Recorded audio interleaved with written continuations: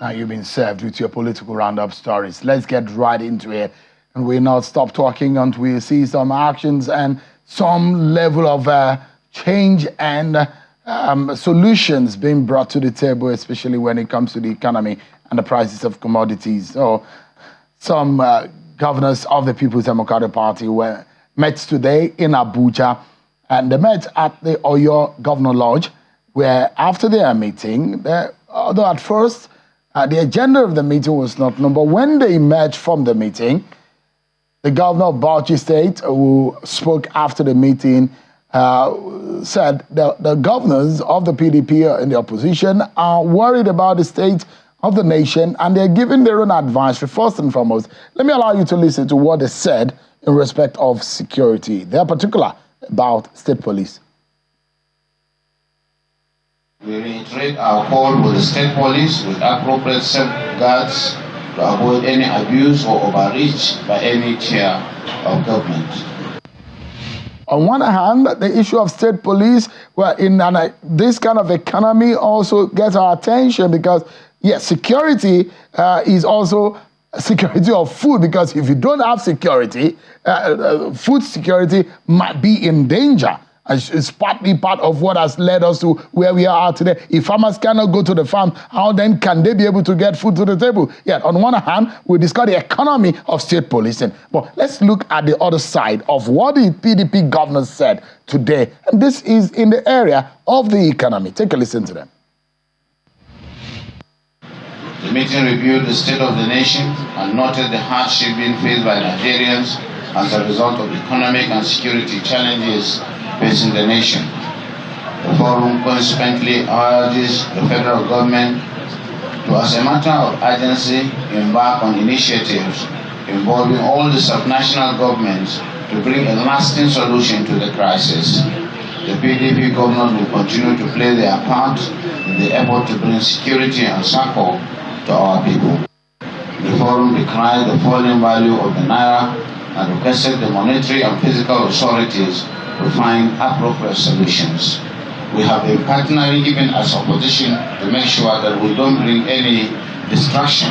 But certainly the monetary policies and the economic policies rest here. And we can see that we know the majority of Nigerians live in the states. And so we are doing so much across party lines on a bipartisan basis within the Nigerian Government Forum, within the National Economic Council, to make sure that we cushion the effect of some of these policies that have far-reaching consequences on our people. We supported the removal of subsidy. We thought there were safeguards. We believe that if we took collective decision, we should go by it. But certainly, we have seen that it is a free fall for the naira. The cost of living is going high. We are almost on the road to Venezuela.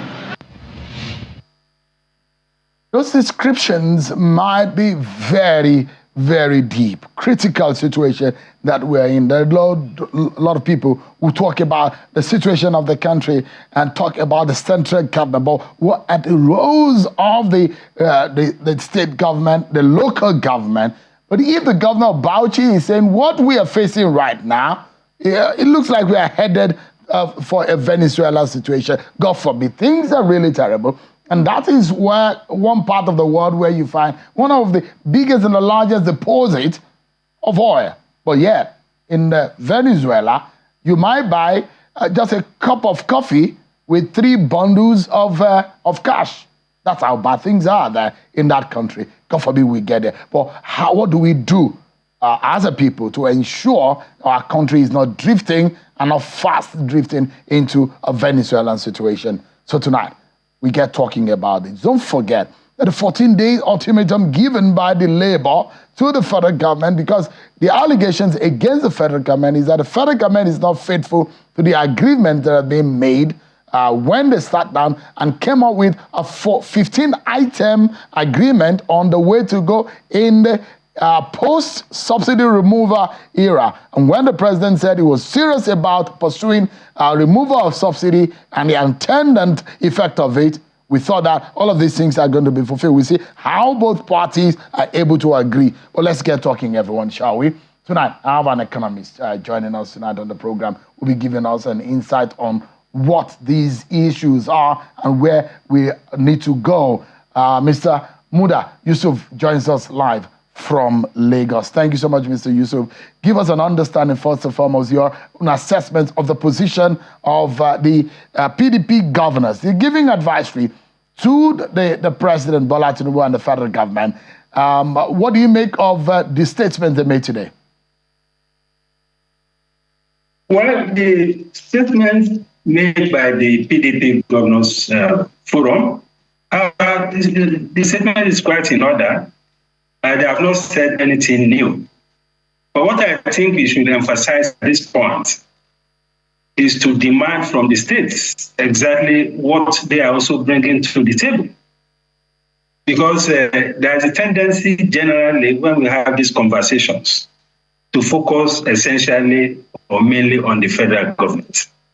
But if you talk of issues of food security, for instance, the states and local governments have even much bigger role to play as far as ensuring food security is concerned.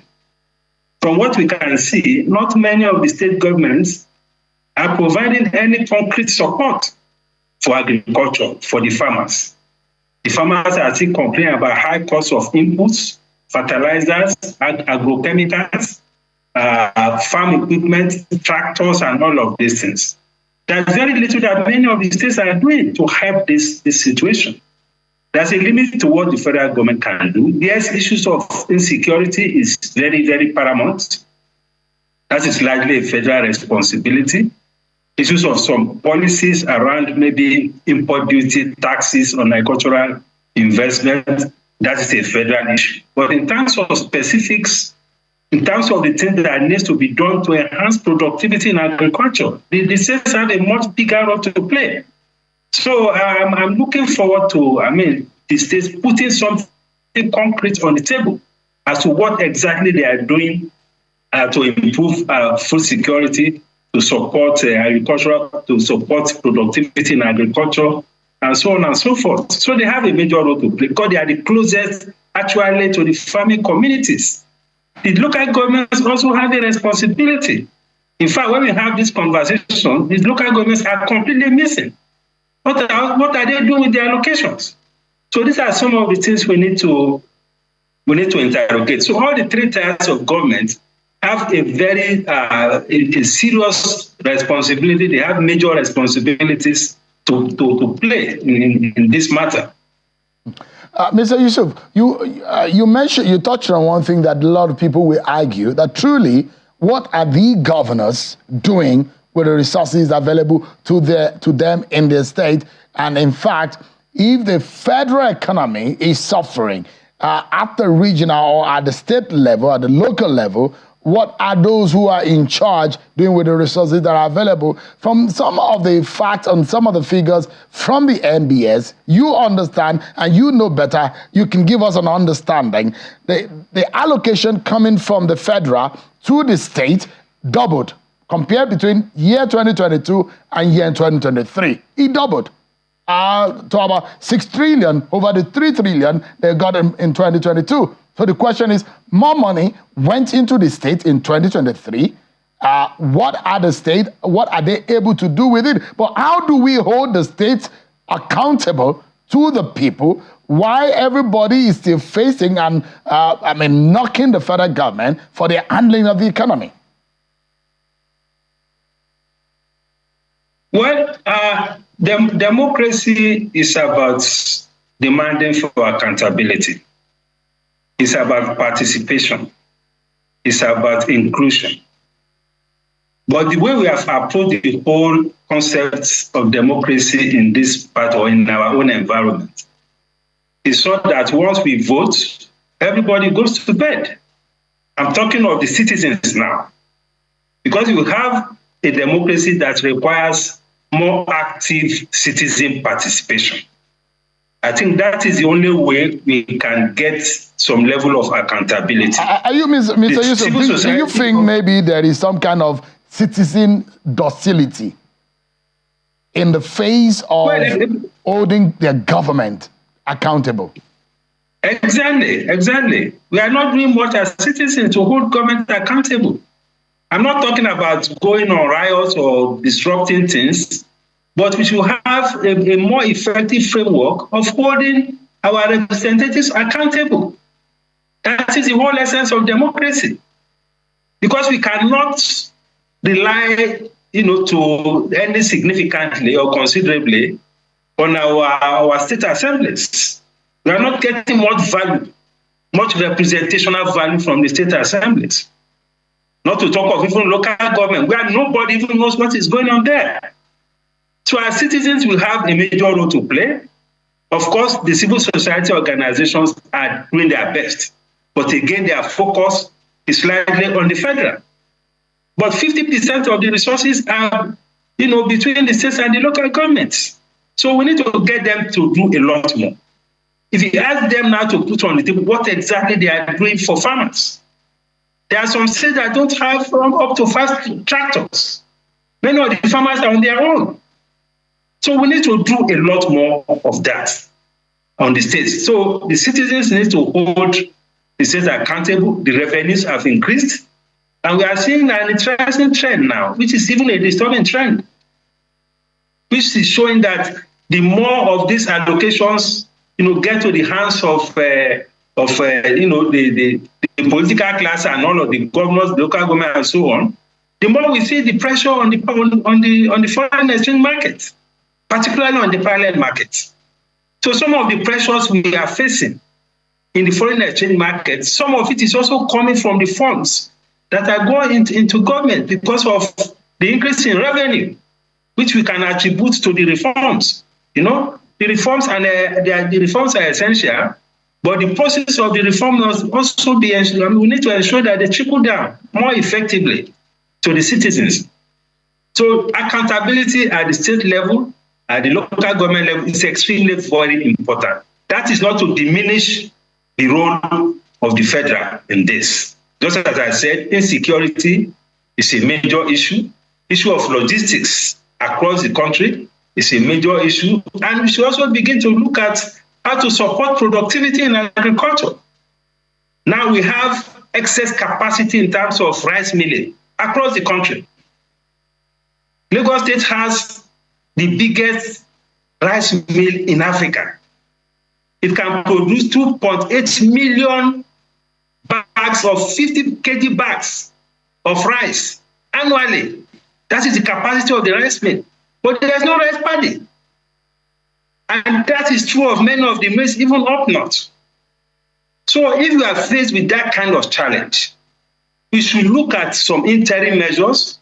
If we need to import rice paddy to complement what we have domestically, let's do it. We can do that in conjunction with the rice farmers, in conjunction with the rice millers, so that they are taken on board, because we need to bridge this deficit. The deficit is too much, and it's putting a lot of pressure on the citizens. The rice mill in Lagos, I'm not sure they are producing up to 10% of their capacity. The same thing with other rice mills across the country. They are all complaining of lack of adequate supply of rice paddy.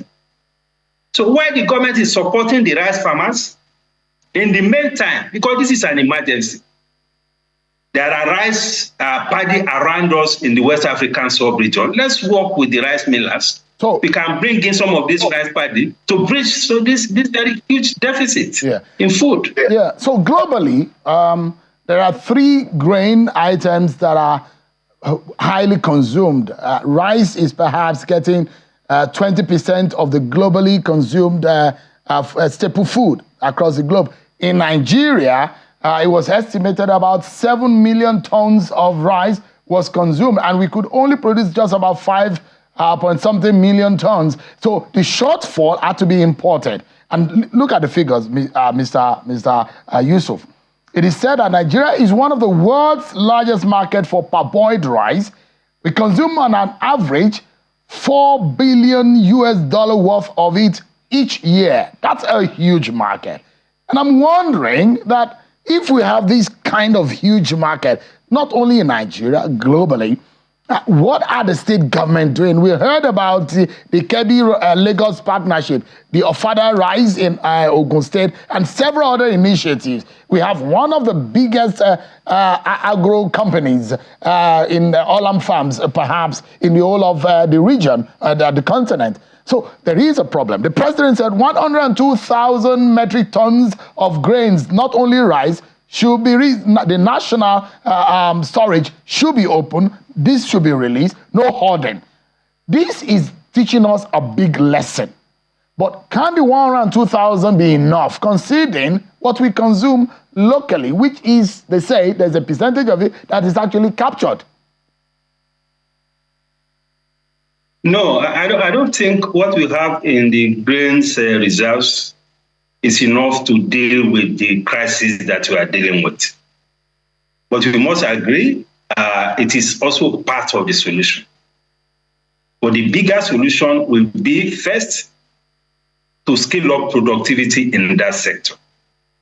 And in order to do so, I think it is necessary to engage those who are on the ground as farmers, those who are growing this rice, particularly those who have the capacity of scale, who have the capacity to grow, to mechanize, to grow these things in large quantities, so that we know what exactly we can do for them. Because all over the world, subsidy for agriculture is normal, particularly when you are giving the subsidy to the right people. Right now, farmers are complaining of high cost of inputs. What subsidy are we providing? What concessions are we given in terms of import duty concession, in terms of financing concessions, in terms of tax concessions? Those are more systemic interventions that can allow a trickle down. And we have even some food processing companies that are producing some staples, like flour mills, for instance. The flour mills that produce the flour that we use for bread. We have the sugar companies, and we have also those who are also processing some of the foods that we eat. We need to engage them and give them concessions, particularly with respect to their imports, their intermediate products, their equipment, and let's give very generous concessions. If we must subsidize what they are bringing in as inputs, let us do so. So that through them, we can deal with this issue of scarcity of food. Mr. Yusuf, and I've asked your friend, Mr. Ruwani, and a few others about the case that Mr. Falana took to court, asking the federal government, the court has actually granted the order that there must be a fixing of the price of essential commodities. Do you think, economically speaking, that is possible? No. That judgment is academic. It's academic. There is nothing we can get out of that judgment. It is good for the optics, at least. For whatever it is good. It's good for the headlines. But in terms of the reality that we are dealing with, that is not feasible. You can only fix price if you are in charge of the production. If the government was the one producing it or producing a product, the government can fix the price. That we can deal with. But if the government is not moderating costs, the government is not moderating the cost of diesel, the cost of transportation, the cost of fund, the cost of all sorts of cost that goes into production, how do you now come and start fixing the price? It's not realistic. This is a law of, I think, early 70s or mid-70s. That law cannot relate to the current day realities.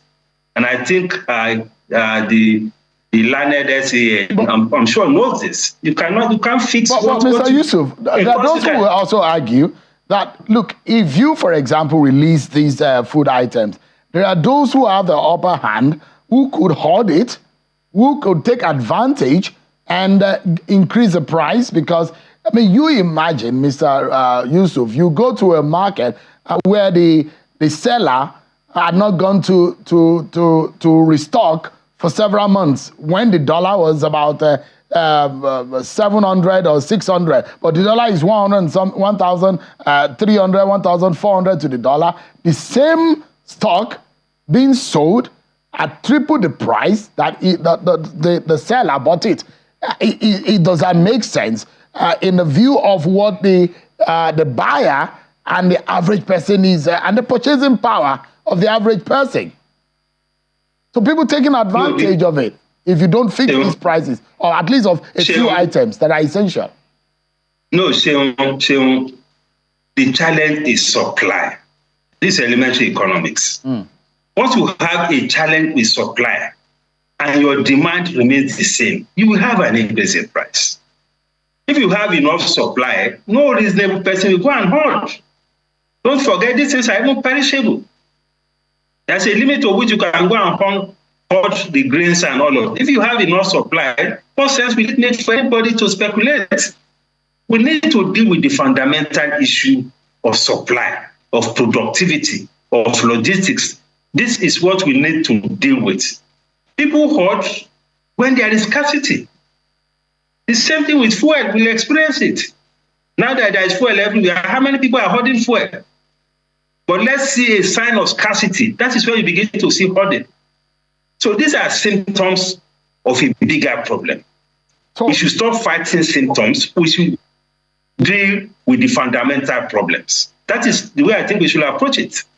So the IMF is speaking, although the federal government of Nigeria and economic handlers over the past quarters have defied IMF projections, and the Nigerian economy has actually done better than the projections of the IMF. But this time around, the IMF's predictions are that Nigeria's economy is worsening, and they are advising the government to take cautions in several areas. Applauded the removal of subsidy, but they are also asking that subsidy in whatever manner on electricity tariff should be removed.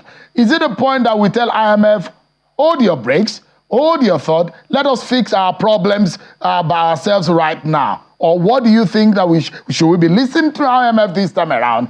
In the past, as those advices from IMF, are they worked? You know, the IMF and the World Bank, most times they don't reckon with the social consequences of reforms. They don't reckon with the developmental consequences of reforms. That is why we need to be extremely careful in which of their policies we adopt and which we will not embrace. Because we need to distill these things properly. We need to reflect our local peculiarities in our economic policies. We cannot embrace hook, line, and sinker some of these policies that they are proposing. I mean, how on earth can anybody be suggesting now that we should go and further remove whatever is left of subsidy in petroleum products when the citizens are groaning already? I mean, that would be insensitive, you know? And even some of these issues around the foreign exchange, complete flotation of the exchange rate or of the naira is something we also need to be careful about, because we cannot cope with the kind of volatility that we're experiencing. So we need to define the boundaries, the limits of some of these policies. We need to constantly interrogate the implications for welfare, for poverty, for production, you know, for the welfare of the people, because we need to carry everybody along. We need a policy process that is inclusive. We need an economy that doesn't leave too many people behind. That is a local issue. So whatever policies are coming from some of these multilateral organizations, we need to localize it and infuse whatever our local conditions is. We are dealing with a market situation that is there's a lot of imperfections in our market here. So that is why we have to be careful about the extent we will go in terms of market principles. So we need to balance all this, particularly the social consequences of some of these reforms. Yeah. Let me get your parting shot. It does look to me that The Nigerian economy is like a yo-yo, and it gets tickled easily. You tickle it and it keeps dancing, it keeps galloping at the detriment of the Nigerian people. And that's why the handlers of the economy have to be very careful. It's beyond 1+1. The economy is so dynamic and it's so very sensitive right now. If there is something that you need to tell the president right now to do, because every Nigerian is looking for succor, not a long time alone, but a short-term succor. In 30 seconds, what would your word be to the president if there is an emergency decision to be taken about the economy to fix what affects the average citizen and the food and the money in their pocket? What would our advice be? Well, the advice will be that we should constantly monitor the social consequences of reforms. We should constantly modify the reforms in the light of the unfolding realities. And we should also incorporate the trade policy component into this reform. How do we deploy the instruments of trade policy, liberalizing the imports or exports of some critical items that we don't produce, that will help to enhance productivity and all of that? Because we are not having sufficient conversation around issues of trade. And from the macroeconomic point of view, yes, a lot is being done to stabilize the economy, both on the fiscal side and on the monetary side. But a lot has been spoken about issues of leveraging assets so that we reduce borrowing and leverage more of assets that we have to be able to generate a lot more foreign exchange liquidity. So these are some of the critical things. But what is most urgent now is to deal with the social consequences of this reform, and we should put all options on the table, particularly trade policy options.